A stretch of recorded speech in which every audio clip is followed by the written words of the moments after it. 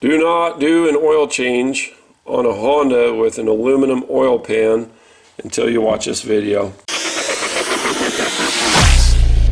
Brian's Mobile One. Hey, I'm Brian for Brian's Mobile One. I want to show you something that can happen if you're not careful with the oil plug, either when you go to take it out or when you put it in.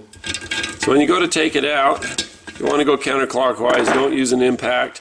And there's close quarters with the frame on these minivans. So you don't want to use something that you're just like, and hit into it, because as it's backing out, it can get crooked because that subframe is going to push it. I know this one looks like it's doing good, but it's actually stripped out. It was over tightened. These are the threads that came out of the soft aluminum oil pan.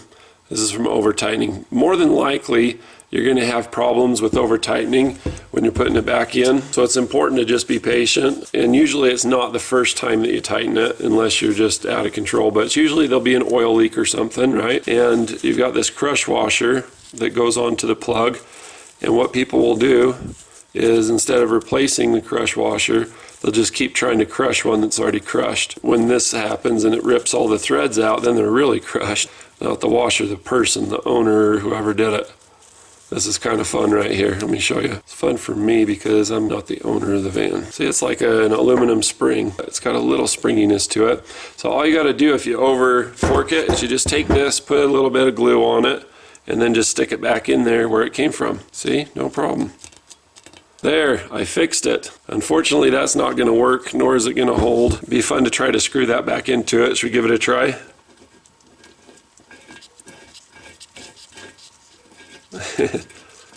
It just extracts it. That's all that happens. So the way to fix this, the best way to do it is to get a new oil pan.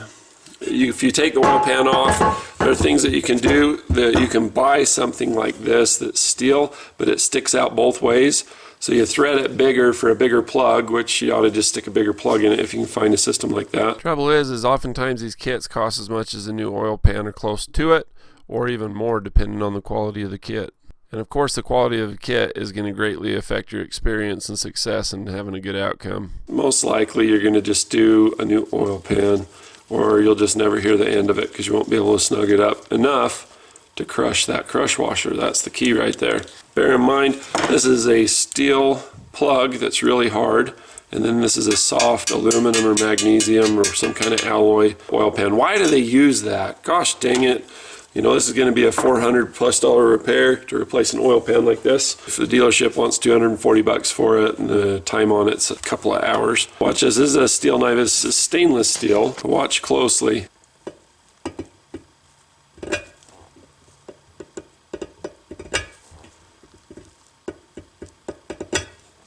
This is a really soft metal.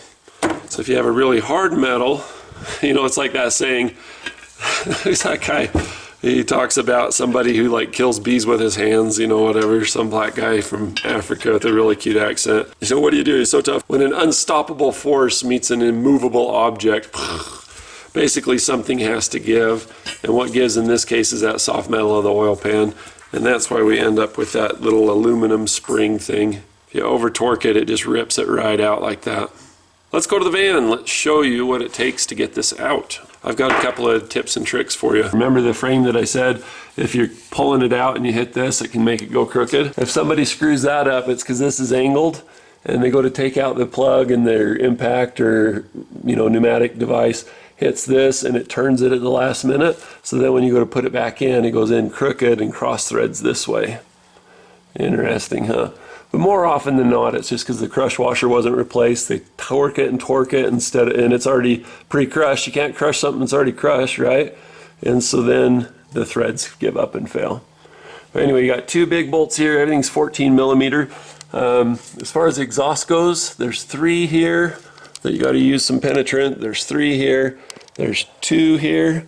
And then there's another 3 over here. You got to drop the exhaust.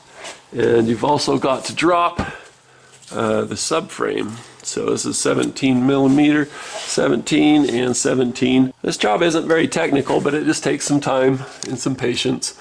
You got to clean all the old gasket maker out because you don't buy a gasket for these.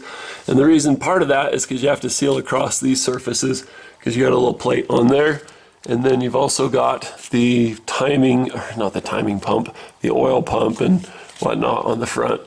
So rather than having to do glue and then a gasket and everything, you just use gasket maker for the whole thing. Import gray is the best stuff to use. If you use Permatex Right Stuff Black, it's going to be hard to get off, but man is it going to seal up good. You get the oil pan in and out, you take this motor mount down, 17mm socket. I just put a 13mm since you don't use that on Honda. Wedge it in there while I pry bar it down. I've got a big pry bar for this, I'll show you in a sec. And then I take a little pry bar, and same story here. This guy has been completely removed and put back in, and this one has been loosened down. And I stick the pry bar in sideways, and that's just about enough. This is the pry bar that I use, and the number for it, it's a gear wrench, and it's an 82220. I've got a link in the description if you want the specs and price on that. It'll show more, and it'll be in there. With the subframe down, it's easy to get it in and out, despite the cross frame, or I don't want to call it a cross member, it's not a cross member, it's a subframe. It's pretty easy. You lower it down and you can clear going back to here, then you rotate it and then lift it so that it just goes to the transmission but not quite there. You're using the cavity that's here to get past this. Because it's nice and deep, you can go that way. And then to go back in, after you've got your gasket maker and everything just how you like it, you stick it up like this, rotate it the same way. It's close, but it's actually pretty easy. It's not too bad. Thanks for watching the video. I hope you liked it. If you did, you can click like, help others to find it that way. If you want to see more videos that I put out, I've got a subscribe button, and then make sure to hit the bell, the click for notifications, the OK, and then every time I make a video, you'll have your little bell in this corner.